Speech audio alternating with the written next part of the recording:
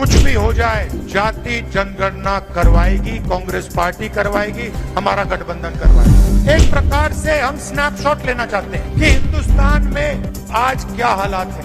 हमने दबाव डाला और कुछ दिन पहले कंफ्यूजन में आरएसएस कहती है कि हाँ, जाति जनगणना जरूरी है। देश में पता लगाना है कि किसकी कितनी आबादी है और किसका कितना हक बनता है।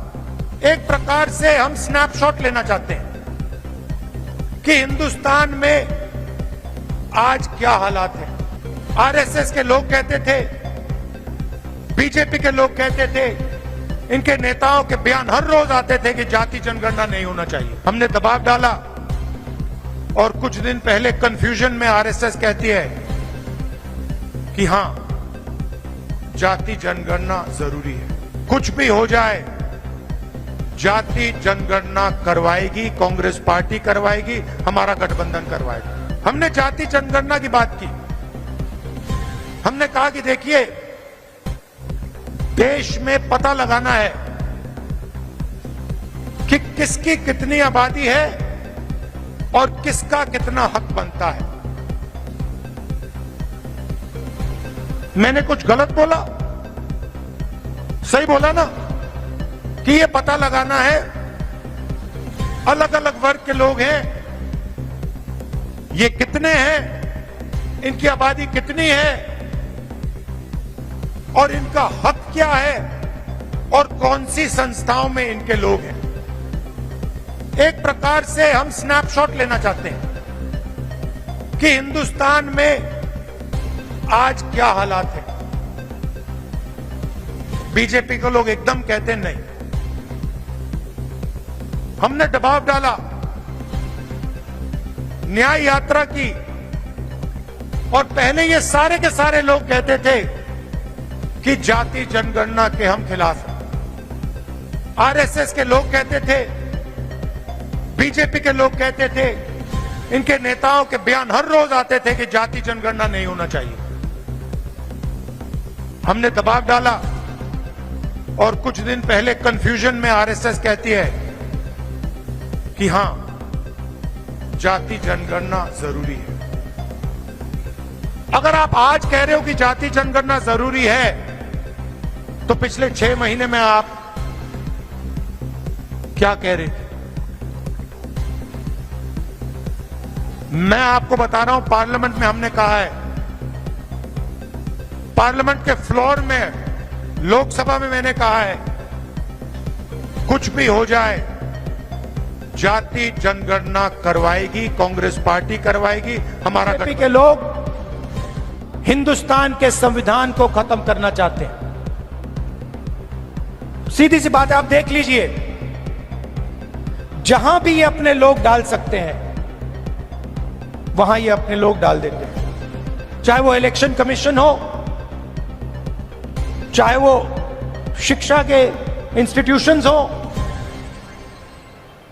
लीगल सिस्टम हो, ब्यूरोक्रेसी हो,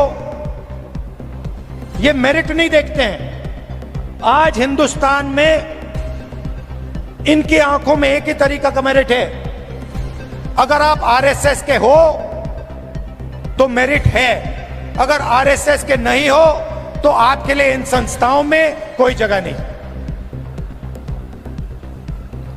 और हर रोज ये कॉन्स्टिट्यूशन पर आक्रमण करते रहते हैं, कोई ना कोई नया तरीका ये निकालते रहते हैं। भारत जोड़ो यात्रा में कन्याकुमारी से हम कश्मीर चले।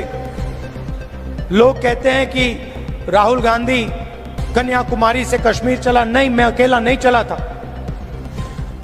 लाखों लोग हमारे साथ कन्याकुमारी से कश्मीर चले थे। महाराष्ट्र में, केरल, तेलंगाना, उत्तर प्रदेश, मध्य प्रदेश, हर प्रदेश के लोग चले थे। और एक लक्ष्य था, जो एक लाइन में हमने कह दिया, नफरत के बाजार में मोहब्बत की दुकान खोलनी। हमें नफरत की राजनीति नहीं चाहिए, नफरत का हिंदुस्तान नहीं चाहिए। हमें मोहब्बत की राजनीति चाहिए, मोहब्बत का हिंदुस्तान चाहिए। हम भाईचारा देखना चाहते हैं, हम एक दूसरे की इज्जत करना चाहते हैं। यह फर्क है। आज कहा कांग्रेस प्रेसिडेंट है, तो अंदर की बात आपको बताता हूं। हम जैसे ही लैंड किए तो मैंने खारगे जी से कहा कि खारगे जी मैंने एक बात नोटिस की है। तो उन्होंने कहा क्या? मैंने कहा मैं आपके साथ कर्नाटक जाता हूं तो आप बहुत खुश हो जाते हो, जैसे ही आप जहाज से उतरते हो चेहरे पे मुस्कान होती है।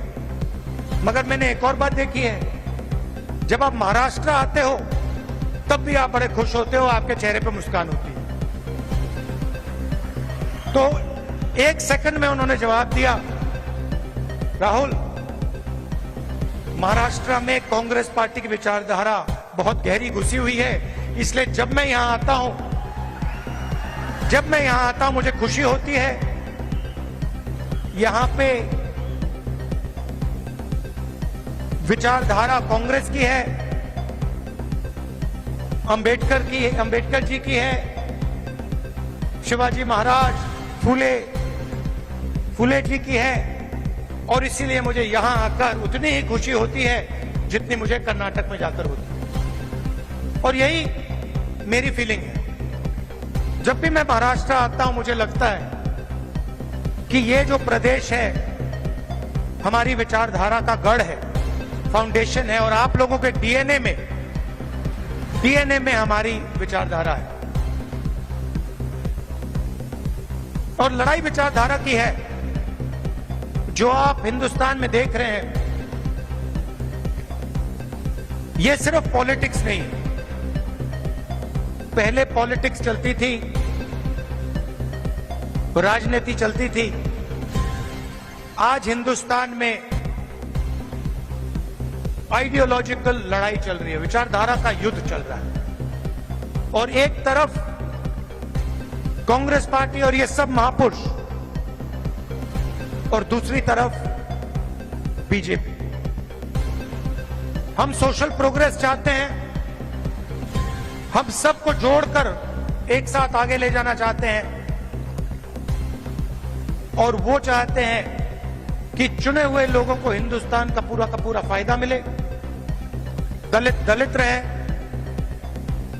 पिछड़े लोग पिछड़े रहें, आदिवासी आदिवासी रहें, और जो जात का ढांचा है वो वैसा का वैसा रहे। ये हम दोनों के बीच में लड़ाई है।